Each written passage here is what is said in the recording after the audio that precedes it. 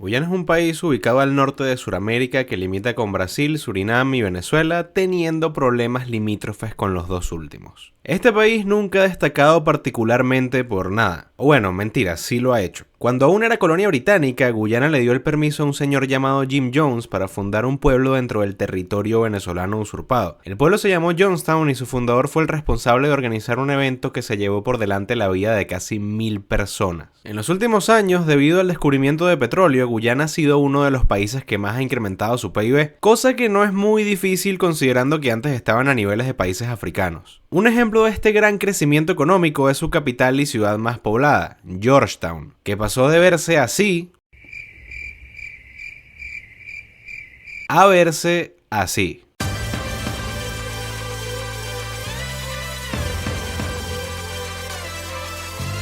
Nah, mentira, eso es Berlín. Georgetown se ve exactamente igual. Mucha gente que no es venezolana se enteró de la existencia de este país hace 3 días. Y ahora sienten que son unos expertos en el tema y que pueden opinar ligeramente sobre un asunto histórico que no les compete, como lo es la justa reclamación territorial venezolana. Así que, muchachos, sin yo ser un erudito en el tema, permítanme arrojar un poco de luz sobre el asunto para explicarles de dónde sale la reclamación.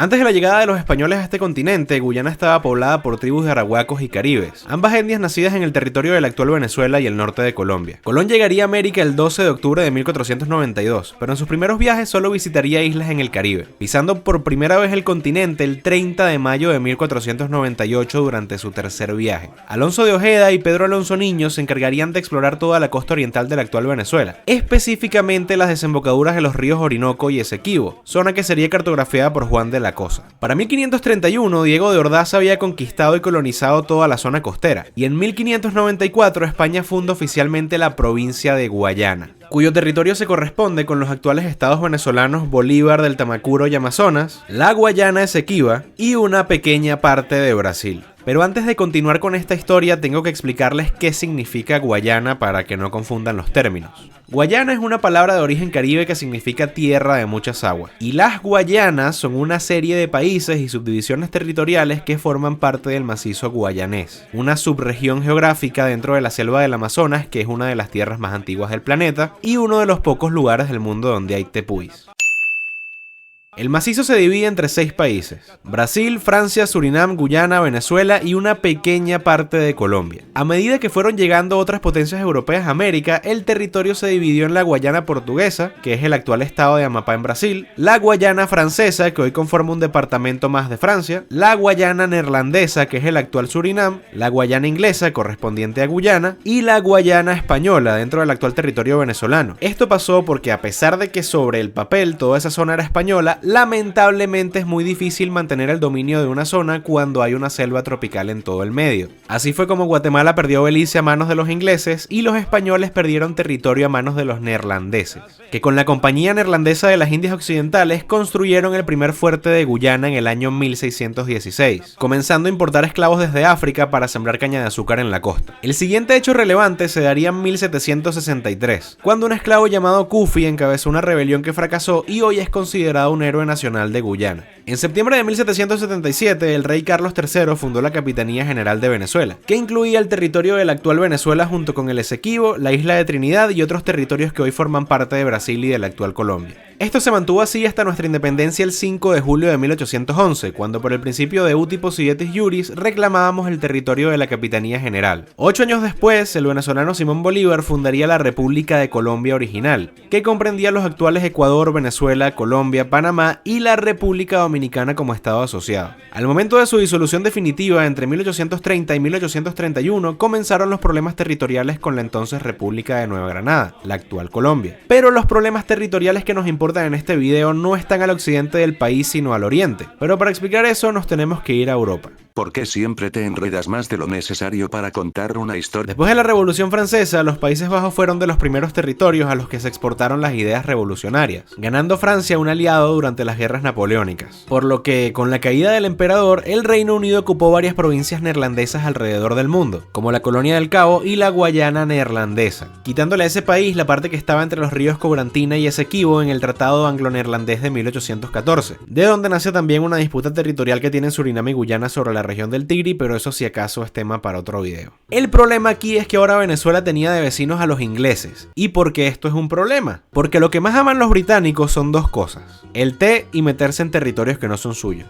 Poco a poco el Reino Unido fue avanzando hacia el oeste, pidiéndole a varios cartógrafos como Robert Herman Schomburgk que modificaran la frontera, originando la primera reclamación venezolana en 1844. La propuesta de la línea Schomburgk al oeste del Esequibo fue rechazada por Venezuela, y Daniel Florencio Oleari, quien había sido decán del Libertador, respondió que esa línea era provisional y que aún estaba sujeta a revisión de partes. Pero la mayor penetración británica dentro del territorio ocurrió en 1888, cuando se adjudicaron 203.310 kilómetros cuadrados, llegando hasta el río Orinoco. El 2 de febrero de 1897, Venezuela y el Reino Unido firmaron el Tratado Arbitral de Washington DC, por el que se comprometían a resolver el problema limítrofe mediante arbitraje internacional, teniendo como resultado, 2 años después, el Laudo Arbitral de París de 1899, donde tras varios días de sesiones, el 3 de octubre de 1899, el tribunal falló unánimemente a favor del Reino Unido, beneficiando a Venezuela únicamente en cuanto a la conservación de la desembocadura del Orinoco. El resto del territorio en disputa fue a parar a los ingleses. Lo más indignante de este asunto es que Venezuela fue representada por los gringos. Ningún venezolano tuvo la oportunidad de velar por los intereses de su país. El 7 de octubre inició la protesta del presidente venezolano Ignacio Andrade. Sin embargo, ante la crisis política interna, el asunto solo se quedó en una protesta sin denuncia ante la posibilidad de perder la desembocadura del río Orinoco a manos del ejército británico. En 1932, Juan Vicente Gómez firmó el punto de triple confluencia en el monte Roraima como frontera con Brasil y Guyana. Pero entonces, ¿cómo se reanudó la reclamación? Bueno, en 1948 fallece Malet Prevost, uno de los abogados gringos supuestamente defensor de Venezuela, y su representante legal hizo público un documento que revelaba una negociación secreta para despojar a Venezuela del territorio, dejando inválido el laudo arbitral de París. La demanda fue admitida y esto llevó a la firma del Acuerdo de Ginebra el 17 de febrero de 1966. En dicho acuerdo se reconocería el Esequibo como un territorio en disputa, y 3 meses después, el 26 de mayo, el Reino Unido decidió conceder la independencia a Guyana dentro de la Commonwealth,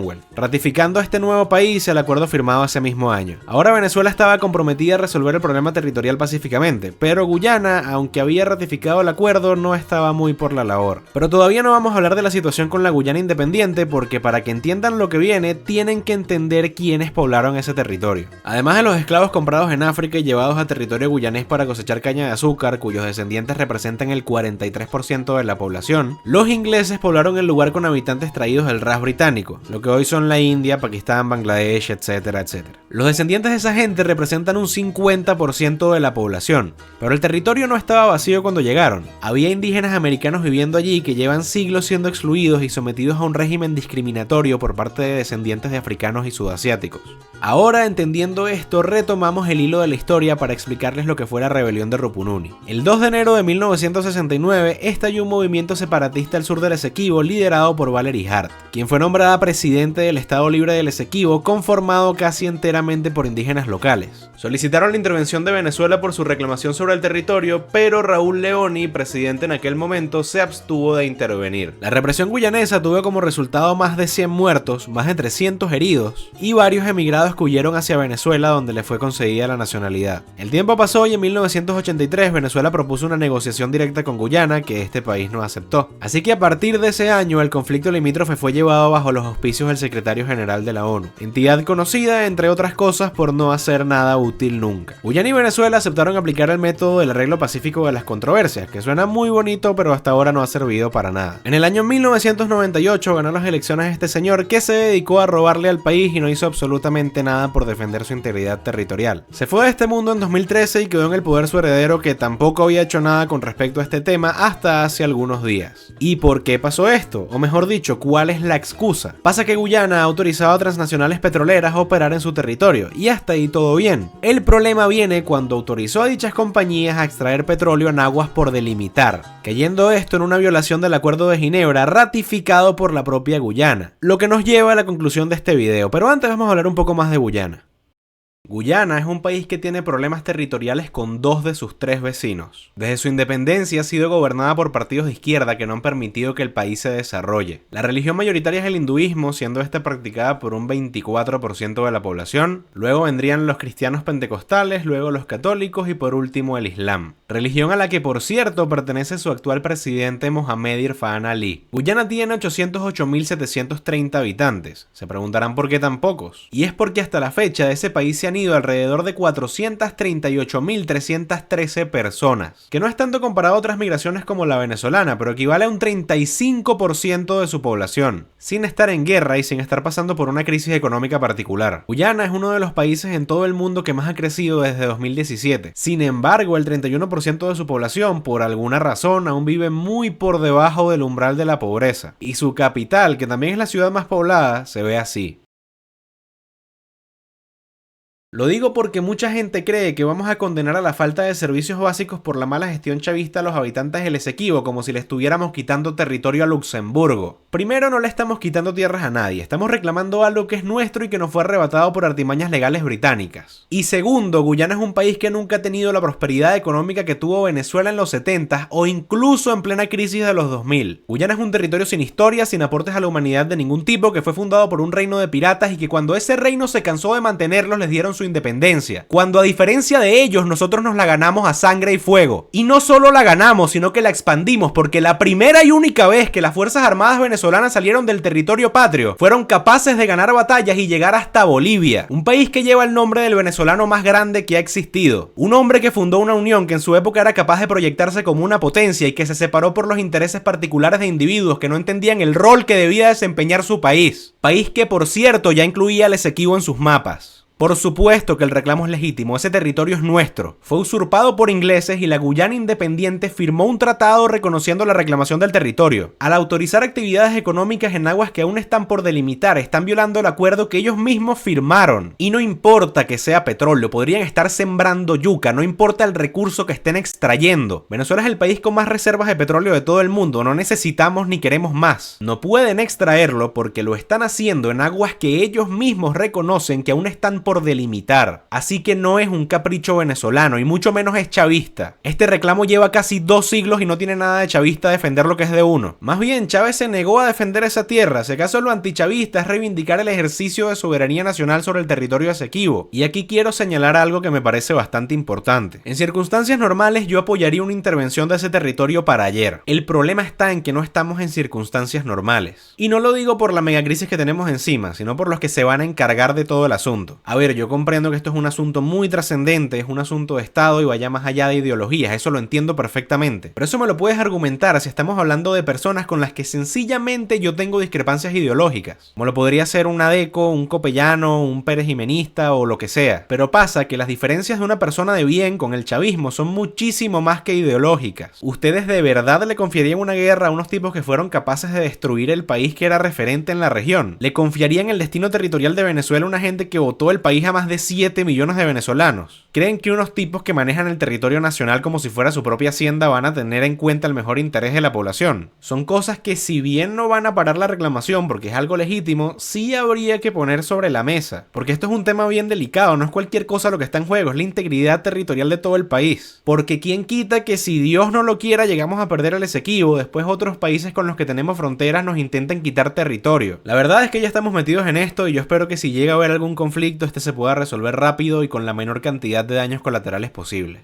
Estaré dejando algunos links en los comentarios donde pueden encontrar más información de lo que hablé en este video por si quieren saber más sobre estos temas, que es importantísimo que lo hagan. Me gustaría que ustedes también utilizaran los comentarios para debatir sobre este tema, o sea, ¿les parece que es prioritario? ¿Les parece que sería mejor dejarlo para después? ¿Qué creen que va a pasar en las próximas semanas o meses con respecto al Esequibo? ¿Cuáles creen que son las verdaderas intenciones del chavismo? Dejen sus opiniones en los comentarios y discutan. Siempre respetuosamente, por favor. Por último, muchísimas gracias a la gente de Mi Mapa de Venezuela Incluye Nuestro Esequibo por permitirme utilizar algunas de sus imágenes para este video. También estaré dejando varios links a sus cuentas en la descripción. Si te gustó el video, dale like para que el algoritmo de YouTube se lo muestre a más personas, compártelo con tus amigos para que esta comunidad siga creciendo, suscríbete si aún no lo has hecho, apóyame uniéndote al canal para tener acceso a ciertos beneficios exclusivos y sígueme en Twitter, Instagram, Facebook y YouTube si quieres ver más contenido como este.